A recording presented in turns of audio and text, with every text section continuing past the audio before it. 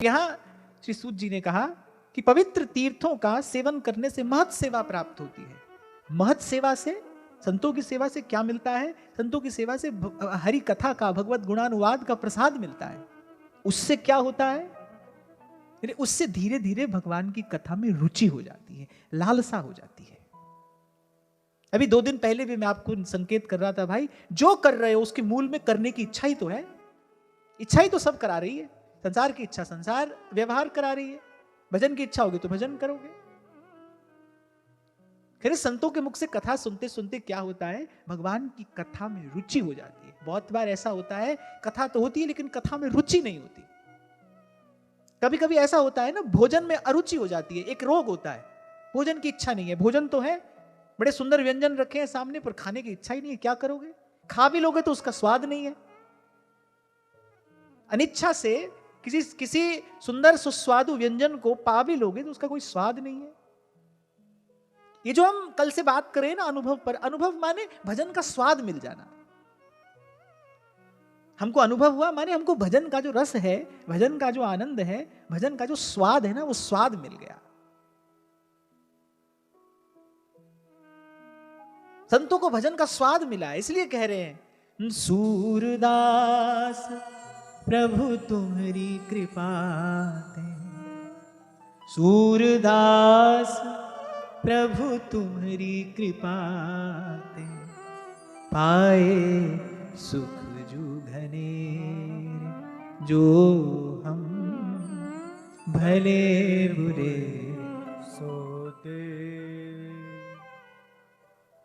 जब भगवान की कथा में रुचि हो जाती है, जब इच्छा होती है किसी वस्तु को प्राप्त करने की, फिर प्रयास होता है। बिना इच्छा के प्रयास नहीं होता। जिन महापुरुषों के मन से संसार की समस्त वासनाएं समूल नष्ट हो जाती हैं, वो तो फिर ना आते हैं, ना जाते हैं, ना कहते हैं, ना सुनते हैं। वो तो अपने निजानंद में मग्न हो जाते हैं। हाँ, प्रभु की आज्ञा पाकर वो कोई कार्य करे भले न करे, लेकिन जो स्वयं में तृप्त हो गया, जब कोई इच्छा ही नहीं बची, फिर कोई क्रिया, कोई चेष्टा भी नहीं रहती। सारी चेष्टा के मूल में इच्छा ही तो है। तो पहले संसार की इच्छा को, पहले उस बुरी वासना को शुभ वासना से नष्ट किया जाता है। जैसे कभी कभी कोई वस्तु शरीर पर ऐसी लग जाती है जो केवल जल से नहीं धुलती, फिर साबुन लगाया जाता है। साबुन उस मल को धोता है, फिर जल से उस साबुन को और मल को दोनों को धो दिया जाता है।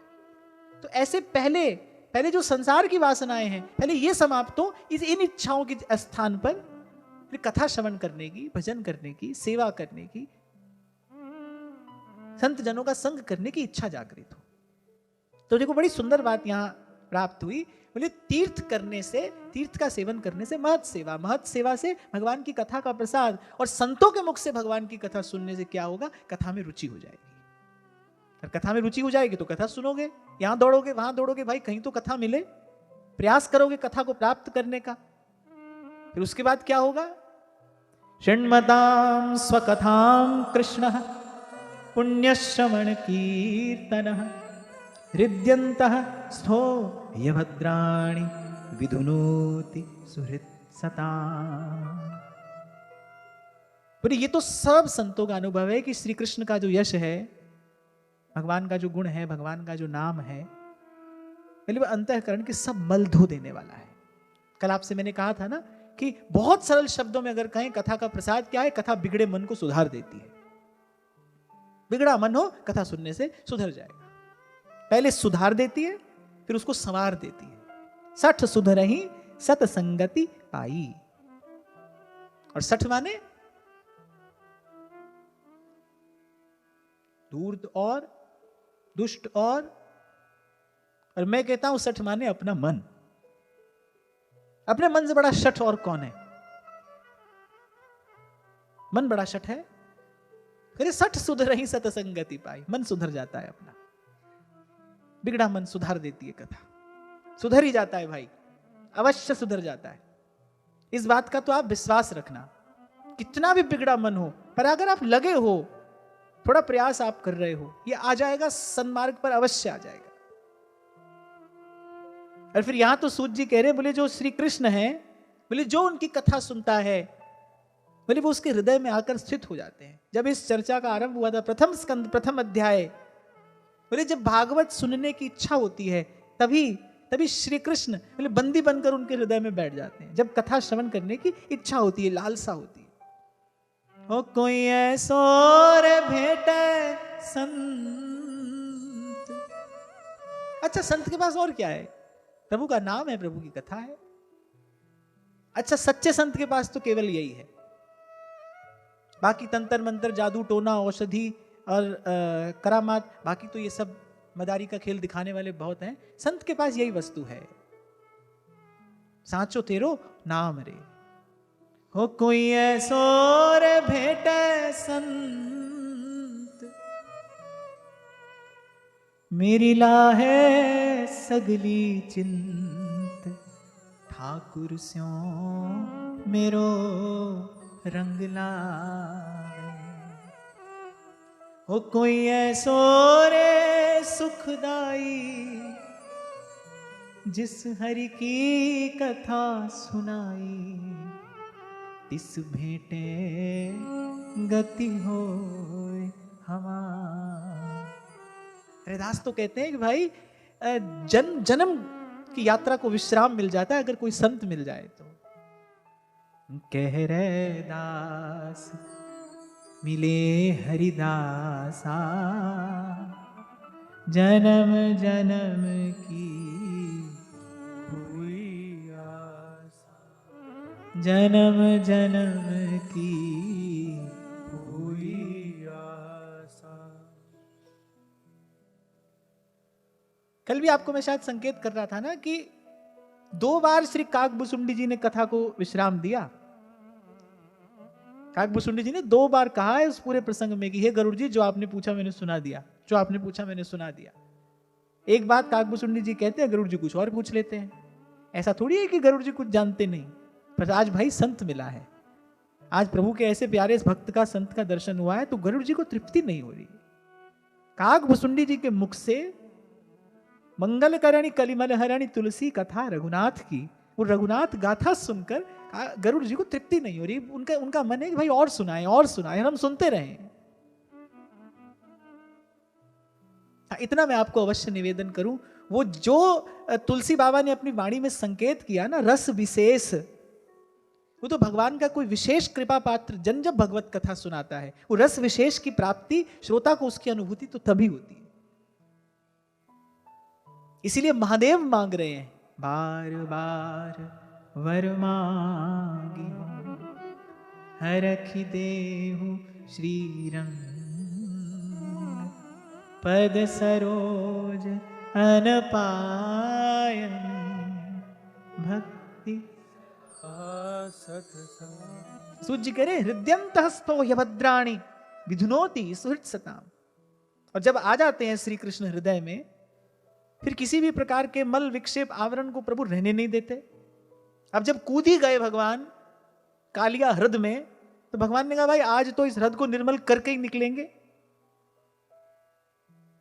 फिर तो निकाल के ही फेंका ना, कालिया को नाथा ही ना फिर भगवान ने, बोले अब तो इस जल को निर्मल करके ही निकलेंगे यहां से। तो एक बार भगवान आ जाए हृदय में, और आएंगे कैसे? पहला पहला मार्ग जिस पर से होकर प्रभु आएंगे वो तो कान है भाई, कान से आएंगे भगवान।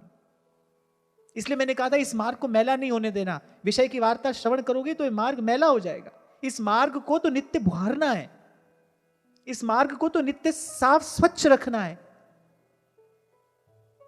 जैसे कोई विशिष्ट व्यक्ति आता हो तो उस मार्ग को फूलों से सजा दिया जाता है, इत्र से सिंचन कर दिया जाता है उस मार्ग का। ऐसे इस मार्ग से तो भाई प्रभु ने आना है, इस मार्ग को तो साफ स्वच्छ रखना है, सजाना है। पता नहीं कौन सी घड़ी होगी, कौन सा क्षण होगा कि हमारे भी कान से प्रभु प्रवेश कर जाएंगे। सुनते सुनते कोई घड़ी तो आएगी ना। और होता नहीं है क्या, ऐसा ही तो होता है। सुनते सुनते कोई शब्द लग जाता है, कोई बात लग जाती है, किसी बात से आप विचार में पड़ जाते हो और फिर परिवर्तन की ओर मुड़ जाता है आपका जीवन। तो मेरे हृदय का जितना मल है सब धुल जाता है। सीधा सच्चा निर्मल मन जो प्रभु की उस अनुभूति के लिए आवश्यक है, अपेक्षित है, निर्मल मन। सुनते सुनते यही मंगल है।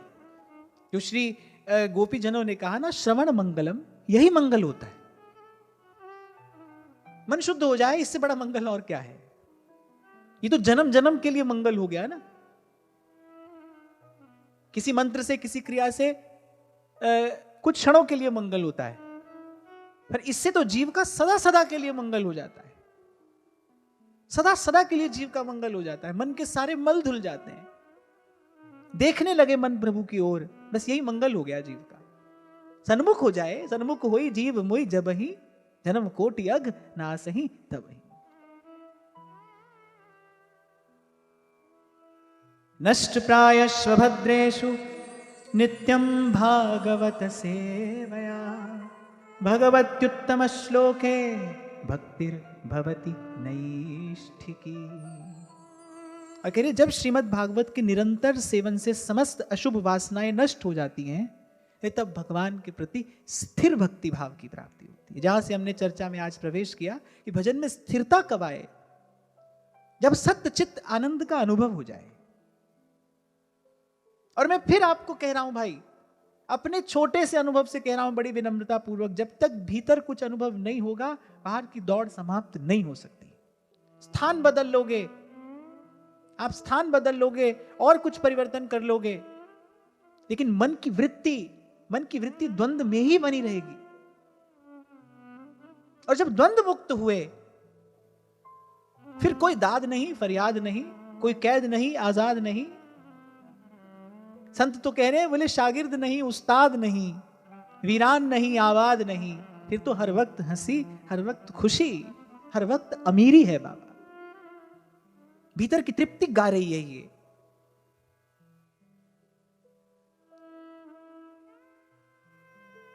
जब तक मल है, विक्षेप है, आवरण है,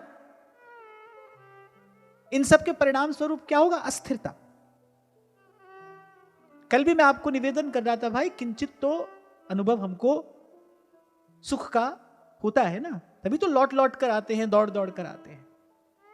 फिर प्रयास ये हो कि भाई अब वो अनुभव हमारे जीवन में स्थिर हो जाए, सदा रहे।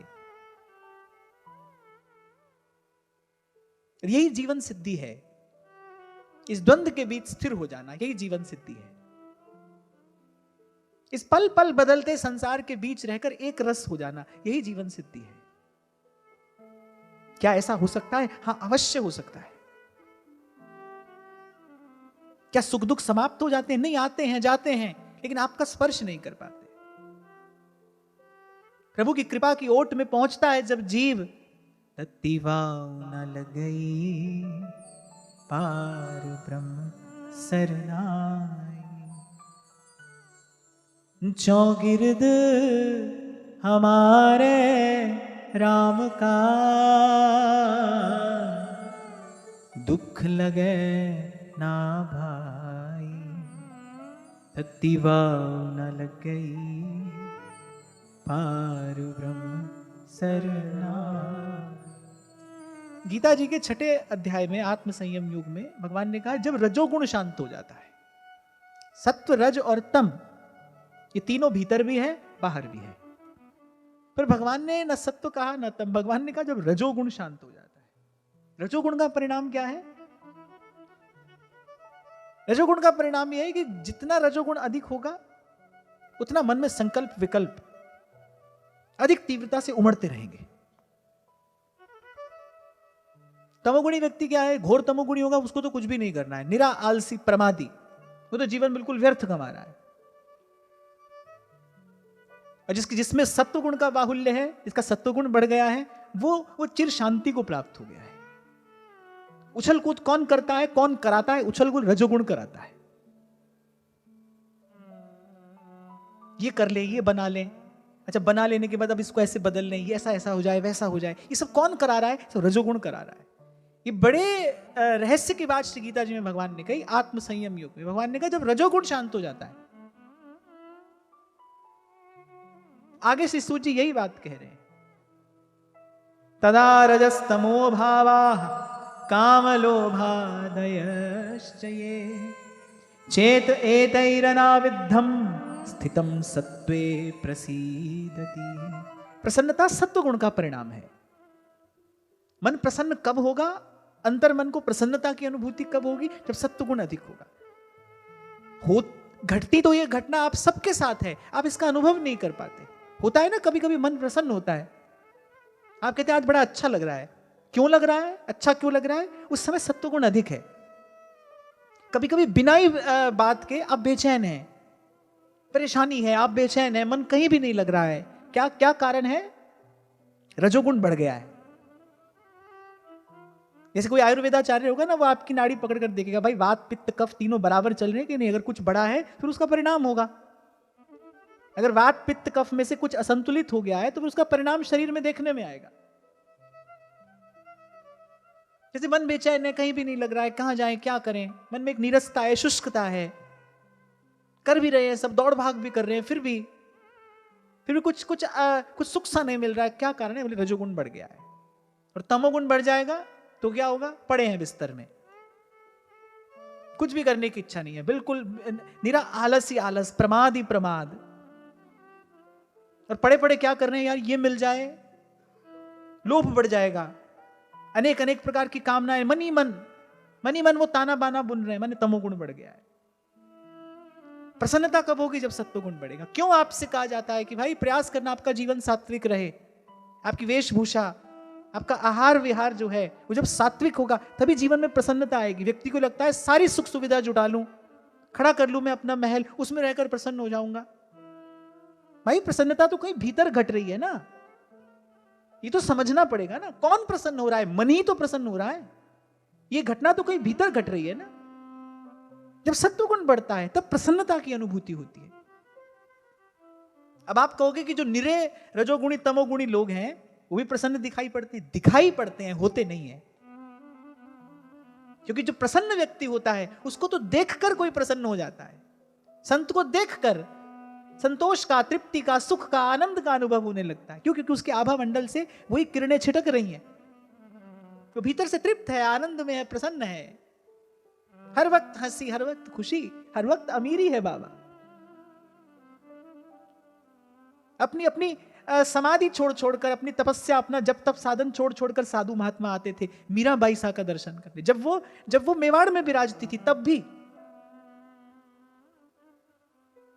क्या वो एक राजकुल की स्त्री को नृत्य करता देखने के लिए आ रहे हैं? ना ना ना। बाईसा के आभा मंडल से वो जो पवित्र भक्ति भावना का निर्झर बहता था ना, वो देखकर आत्मतृप्ति लाभ होता था। संतों को जो पहले से सत्वगुण में स्थित हैं वो आते थे दर्शन करने के लिए। जब कोई सुखी होता है तो उसको तो देखकर कोई सुखी हो जाता है। अच्छा, जो आप, जैसे मैंने कहा कि भाई किसी के मन में प्रश्न उठे कि भाई घोर रजोगुणी तमोगुणी व्यक्ति भी सुखी दिखाई देता है, उसको सुखी देखकर क्या आप सुखी होते हो? जिसको देखकर आप सुखी हो रहे हो ना, समझ लेना वही सुखी है। जिसको देखकर आप दुखी हो रहे हो, ले आया इतनी बड़ी गाड़ी, देखो कितना पाप करता है, फिर भी कितना बड़ा बंगला बना लिया, हम अभी तक ऐसे ही रो रहे हैं, ऐसे ही गा रहे हैं। जिसके सुख को देखकर ऐसा अनुभव हो, समझना वो भीतर से दुखी ही है। सुखी को देखकर तो सुख का अनुभव होता है। भाई फूल के गुलदस्ते से खुशबू ही तो आएगी।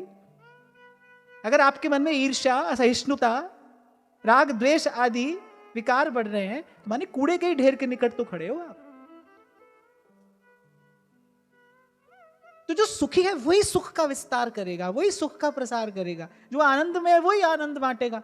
जो भीतर से अभाव में है, जो भीतर से लोभग्रस्त है, उसको देखकर आपके मन में भी लोभ जगेगा, ऐसी वस्तु हमको भी प्राप्त हो। क्यों? क्योंकि उसके भीतर भी वही चल रहा है, तो वो दिखाई पड़ रहा है पर है नहीं। सावधान रहना।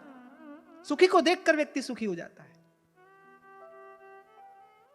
इंद्र की भेजी अप्सराएं विश्वामित्र के सन्मुख भी गई, उनके मन में विकार उत्पन्न हो गया। और वहीं कामदेव अनेक अनेक अप्सराओं के साथ नर नारायण के आश्रम में भी गया। भगवान नर नारायण अपने आसन में स्थित, अपने आनंद में स्थिर। और जब नेत्र खुले तो कामदेव को याद आ गया, भाई पहले एक बार ऐसी दुर्घटना हमारे साथ घट चुकी है।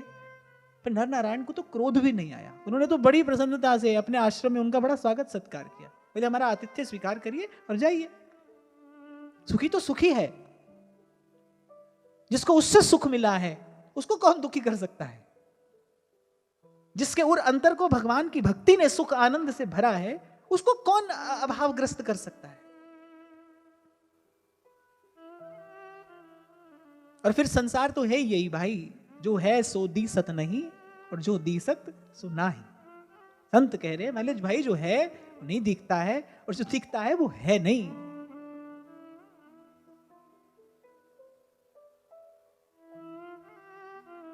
लक्ष्य क्या हो, एक साधक का लक्ष्य क्या हो, शीघ्र अतिशीघ्र मेरे मन की वो जो अशुभ वासनाएं हैं, वो जन्म जन्म के जो संस्कार हैं, जो बार बार विक्षेप उत्पन्न कर रहे हैं, वो अशुभ वासनाएं शांत हो, वो निर्मूल हो। और उनको शांत करने की व्यवस्था यहां सूत जी बता रहे हैं ऋषियों से। नष्ट प्राय स्वभद्रेषु नित्यम भागवत सेवया। श्रीमद् भागवत के नित्य सेवन से मन की समस्त अशुभ वासनाएं नष्ट हो जाती। भगवत्युत्तम श्लोके भक्तिर भवति नैष्ठिकी। बोले केवल ऐसा ही नहीं कि वासनाएं नष्ट हो रही हैं, बोले भगवान की सदा सदा रहने वाली वो सर्व सुखों की खान भक्ति भी प्राप्त होती है। जैसे ध्रुवदास जी कहते हैं वृंदावन की महिमा, वृंदावन वृंदा कहत दुरित वृंद दुरि जाहि। और केवल ऐसा ही नहीं कि पाप नष्ट हो गए, नेह बेली रस भजन की तब उपजय मन माही। ऐसे भागवत जी का नित्य सेवन करने से अशुभ वासनाएं तो नष्ट होती हैं, पर भगवान की सदा स्थिर रहने वाली वो अनपायनी भक्ति भी प्राप्त होती है।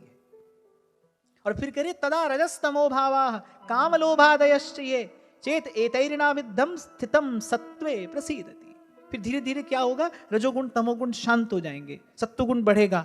एक और बात, जब सत्वगुण बढ़ता है तो सबसे पहले भीतर प्रकट होती है दया।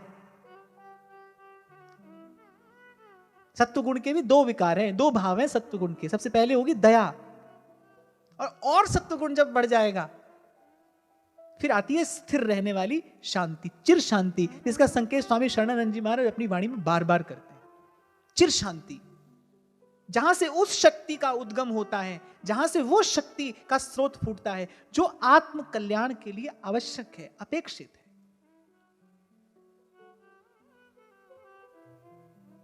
जैसे उस दिन आपसे मैंने पूछा कि भाई दूध में घी है, आपने कहा है। मैंने कहा दूध में पूड़ी तल सकते हो? बोले नहीं तल सकते। यदि है तो क्यों नहीं? क्योंकि दूध को घी तक पहुंचाने के लिए एक प्रक्रिया है। दूध में घी है पर दूध से घी बनाने की एक प्रक्रिया है, तब घी ऐसे होने वाला कार्य सिद्ध हो सकता है। ऐसे ही आपके मेरे भीतर वो संभावना है, पर एक प्रक्रिया है। ये प्रक्रिया है, पहले रजोगुण और तमोगुण घटाइए। क्या करें? भीतर बाहर साधन करना पड़ेगा। भगवत भजन हो, भगवत कथा का नित्य सेवन हो, और फिर सेवन करके क्या हो, पढ़िए गुनिए भगति भागवत। तभी कुछ दिनों से क्योंकि नित्य हम चर्चा कर रहे हैं, तो मैं कहता हूं भाई जाते जाते एक विचार तो लेते जाना। आज इसके बारे में सोचना, इसका विचार करना।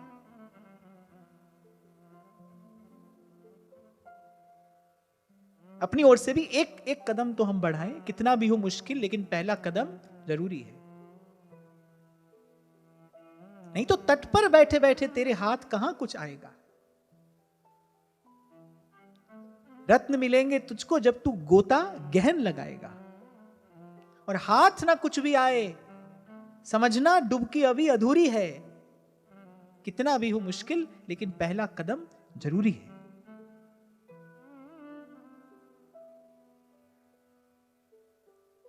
और फिर वैसे भी भाई कब तक अटकोगे, कब तक भटकोगे,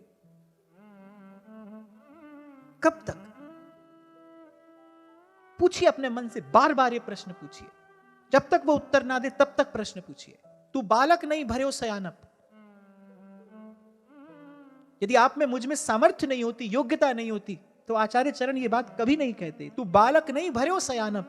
अरे काहे कृष्ण भजत नहीं नीके, काहे कृष्ण भजत नहीं नीके, क्यों नहीं करते ये भजन, ये साधन क्यों नहीं लगाते अपनी शक्ति इसमें? कारण क्या है? तमोगुण है, प्रमाद है, रजोगुण है, अनेक अनेक प्रकार के संकल्प विकल्प हैं। उसी की शांति की बात यहां सूत जी कह रहे हैं।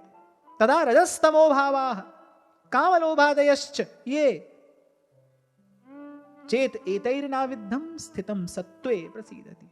ये कम होंगे, सत्वगुण बढ़ेगा, एक प्रसन्नता आएगी। अनेक अनेक प्रकार की चिंताओं, दुर्वासनाओं से घिरा हुआ मन कैसे भजन में लगेगा? आपको याद हो गत सत्र में मैंने आपसे कहा था कि भजन की भूमिका में क्या है? संतोष। संतोष सत्व गुण का प्रसाद है। सात्विक व्यक्ति ही संतुष्ट मिलेगा आपको। रजोगुणी व्यक्ति, तमोगुणी व्यक्ति, वो तो दौड़ में लगा है, वो तो दोनों दौड़ रहे हैं, भाग रहे हैं, भटक रहे हैं। शांत स्थिर व्यक्ति तो आपको सात्विक ही मिलेगा ना। करे स्थितम सत्वे प्रसीदति। अब देखो कितना कितना सरल सा सूत्र हमारे हाथ में आता है चर्चा करते करते कि भाई प्रसन्नता चाहिए, अपने आप से पूछो, अपने मन से पूछो कि भाई तुझे प्रसन्न होना है, हाँ, तो फिर सात्विक जीवन की ओर आगे बढ़िए ना। और सात्विक जीवन की एक छोटी सी परिभाषा मैंने आपको दी थी। अपनी आवश्यकता से कम पहले लीजिए, पहले आवश्यकता कम कीजिए, फिर आवश्यकता से कम लीजिए और प्रयास करिए जितना ले रहे हैं वो भी हम बांट कर पाएंगे। ये सात्विक जीवन है। आप देखिए जीवन में प्रसन्नता आती है कि नहीं आती? अपने हाथ से कभी आपने किसी भूखे को भोजन कराया हो, तत्काल मन प्रसन्न हो जाता है कि नहीं? वो प्रसन्नता किसी भी हाट में नहीं बिकती भाई। वो संतोष जो मन को मिलता है ना, वो किसी भी साधन से नहीं कमाया जाता। सेवा से जो सुख मिलता है वो तो सेवा करने वाला ही जानता है।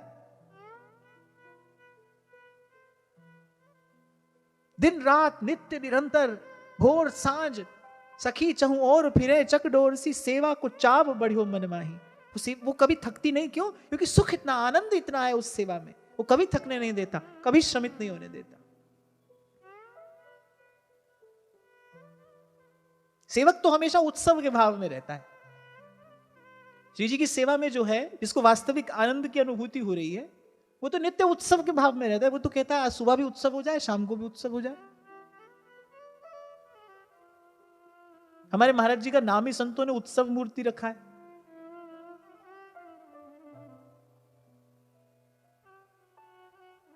जो सेवक होगा तो उत्सव के भाव में है। और उत्सव के मूल में क्या है? उत्सव के भाव के मूल में प्रसन्नता ही तो है। खिजे थके पिटे मन से थोड़ी उत्सव होता है। उत्सव की इच्छा ही वहां है जहां प्रसन्नता है। राधा वल्लभ लाल का नाम है नित्योत्सव विग्रह। साल के 365 दिन है तो 366 उत्सव होंगे। नित्य नया उत्सव है। सखियां अपने मनोरथ से उत्सव का सृजन कर लेती हैं, नए नए उत्सव का निर्माण कर लेती हैं।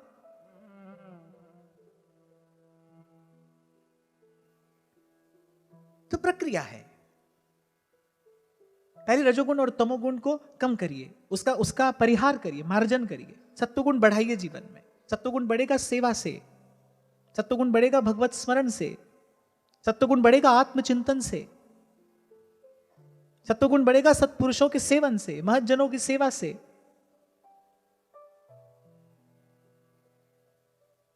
थोड़ा आहार विहार का भी संयम हो। इसीलिए ध्रुवदास जी ने कहा, जल हूं भूल ना पीजिए, बिन लीने निज नाम। वस्तु में उसका कोई ना कोई गुण दोष रहता ही है। यदि हम वस्तु पाते हैं तो फिर उसका गुण दोष भी ग्रहण कर रहे हैं। प्रसाद पाते हैं तो फिर वो केवल प्रसाद है, केवल प्रभु की प्रसन्नता है। इसीलिए हमारे आचार्यों ने ऐसी व्यवस्था की। सेवक जी ने तो बड़ी निंदा की, जाए अनर्पित जाए गटक्कत, कहा ना काचे धर्मी में। अनर्पित वस्तु तो कभी भी ना पाए, श्री जी को निवेदन कर ही पाए। और जल हूं भूल ना पीजिए, बिन लीने निज नाम। एक बात तो ध्यान रखना भाई, बड़ा गहरा प्रभाव आपके मन चित्त पर पड़ता है भोजन का। हमारे आचार्यों ने तो बड़ी सुंदर व्यवस्था कर दी, बोले किसी और द्वंद्व में पड़ना ही नहीं पड़े, बस सीधे प्रसाद पाना है। वस्तु पाओगे तो फिर उसका गुण दोष भी भीतर जा रहा है। जैसे कल एक माता ने पूछा कि ठाकुर जी का विग्रह खंडित हो गया, क्या करूं?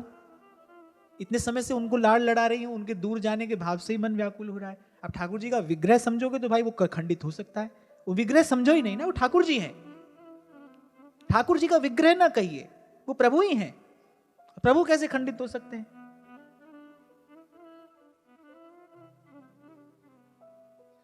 वो तो कण में भी पूर्ण है, वो कैसे खंडित हो सकते हैं?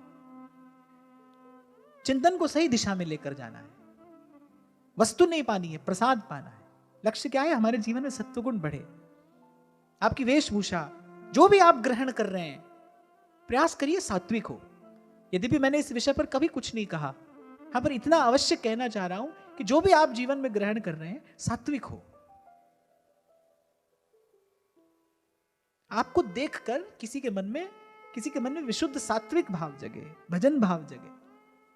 आपको देखकर किसी के मन में सेवा की भावना उद्भूत हो। और फिर कह रहे हैं, एवं प्रसन्न मनसो भगवद भक्ति योगतः भगवत तत्व विज्ञानम मुक्त संगस्य जायते।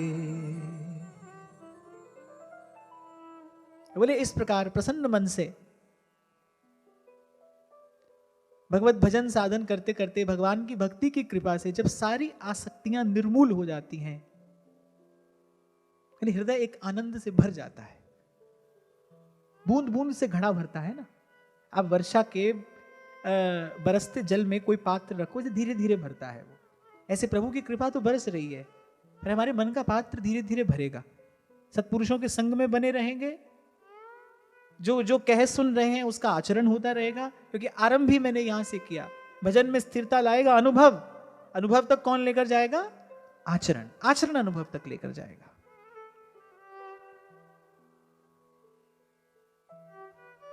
पूरे हृदय आनंद से भर जाता है। भगवान कौन है? भगवान भी आनंद कंद है। और फिर वो आनंद का अनुभव आकार लेने लगता है। एकदम से झट से हो सकता है न भी ठाकुर जी सामने आकर खड़े हो। ऐसा तो नहीं कह सकते भाई ऐसा नहीं होगा, हो भी सकता है,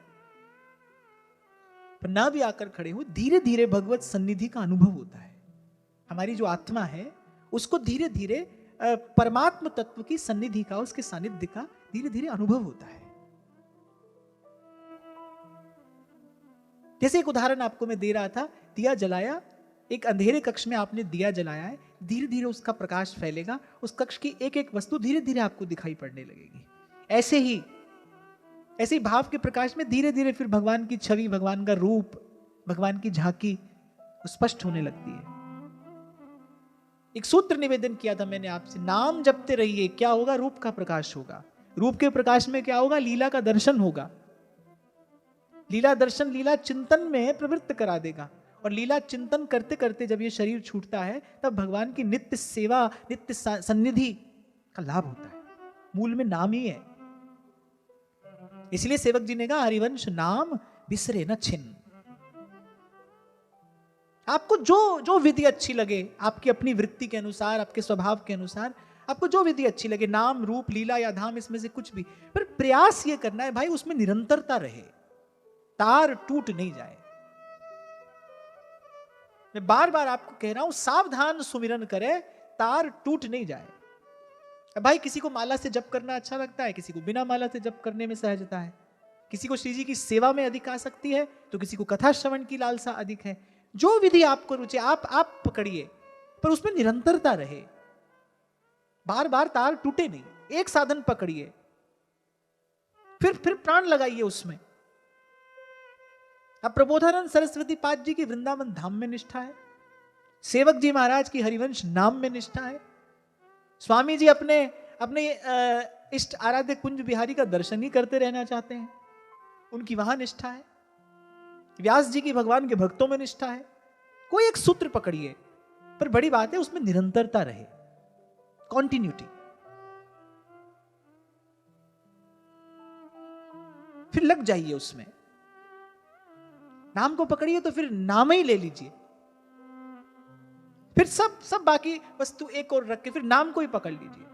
और मुझसे आप पूछोगे कि आप बताइए हम क्या करें, तो मैं तो कहूंगा नाम का आश्रय लीजिए, नाम जपिए, नाम रटिए, नाम गाइए, नाम ध्याइए। एक शब्द हरिवंश नाम राख्यो समीप करी। मैं तो आपसे यही कहूंगा, कहता रहूंगा, नाम को पकड़िए, धीरे धीरे हो जाएंगी सब असत वासनाएं, छूट जात सब असत वासना, जग की दौरा दौर। भगवत रसिकदेव कहते हैं, हमारे वृंदावन और गुरु ने कृपा करके ये अमल अमोलक ठौर हमको बताई है। अरे छूट जात सब असत वासना, जग की दौरा दौर। श्री हरिवंश श्री हरिवंश श्री हरिवंश कहते कहते अरे इस नाम की गाड़ी पर चढ़ोगे, ये नाम तो वृंदावन से आया है, वृंदावन ही लेकर जाता है। वो वृंदावन जहां विराजे राधा रानी अलवेली सरकार, वो वृंदावन जहां निकस कुंज ठाड़े भये भुजा परस्पर हंस। एक बात बताओ, आप कहीं जाने के लिए आप चढ़े गाड़ी पे, तो जब तक वो गंतव्य आ नहीं जाता तब तक गाड़ी से उतरा थोड़ी जाता है। या कभी चढ़ गए कभी उतर गए, इतने में तो गाड़ी छूट जाती है। ऐसा नहीं होता है ना, जब तक गंतव्य आ नहीं जाए तब तक गाड़ी में बैठे रहिए। ऐसे ही जहां से हरिवंश नाम आया है, जब तक वहां आपको पहुंचा नहीं दे तब तक इसकी गाड़ी में बैठे रहिए, उतरिए मत। और सिमरिए नाम रूप बिन देखे, कौड़ी लगे न दाम। मैं तो आपको हाथ जोड़कर ये बात कह रहा हूं, भाई क्या मोल लगता है आपका इसमें, क्या कठिनाई है आपको इसमें, क्यों नहीं करते? कभी अपने मन से प्रश्न पूछो, भाई क्यों भजन नहीं करता, क्यों सुमिरन नहीं करता? मैं तो आपसे एक सीधा साधा सा प्रश्न पूछ रहा हूं, क्या कठिनाई है? कोई श्रम होता है, कोई परिश्रम होता है, कहीं पीड़ा होती है, कहीं कोई व्याधि है, कहीं कोई मोल लग रहा है, कहीं गांठ से कुछ जा रहा है। सोचो तो क्या हो रहा है भाई, क्यों नहीं कर रहे? क्या कारण है? प्रमाद है। मन में संकल्प विकल्प की इतनी भीड़ है कि वो गुरुजनों की आवाज को पहले तो सुनती नहीं, सुन भी ले तो वो चेतना स्वीकारती नहीं उसको, क्योंकि उलझी है। पर भाई जो जो सोवत है सो खोवत है, जो जागत है सो पावत है। सूरदास जी बड़ी प्यारी बात कह रहे हैं, कृष्ण नाम बिन जन्म बाधहि, कृष्ण नाम बिन जन्म बाधहि, बिरथा काहे जीजे रे मन, कृष्ण नाम कह ली। और श्री सुधा जी तो कह रहे कृष्ण नाम रस भयो जात है, अरे त्रिषावंत है पीजे रे मन, कृष्ण नाम कह लीजिए, व्यर्था काहे जीजे। जैसे महाप्रभु को दया आई, महाप्रभु कहने हैं, अरे क्यों ना बिन कष्ट रस सिंधु को पीजिए। और हानि हरिवंश के नाम अंतर पर है। अंतर शब्द कहा है सेवक जी ने, जो मैं आपसे कह रहा हूं ना कि आप उसमें निरंतरता हो, उसमें नित्यता हो, निरंतरता हो, सातत्य हो आपके भजन भाव में।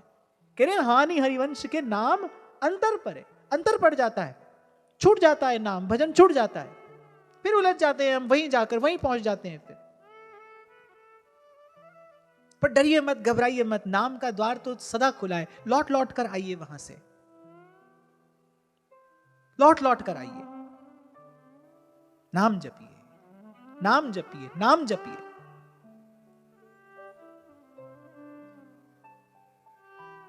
पहले आधा अधूरा मन होगा, फिर धीरे धीरे मन प्रसन्न होने लगेगा, और प्रसन्न मन से जो भक्ति की जाती है, प्रसन्न मन से जो भक्ति की जाती है वो समस्त दुर्वासनाओं को नष्ट कर देती है, आत्म प्रसाद की प्राप्ति होती है।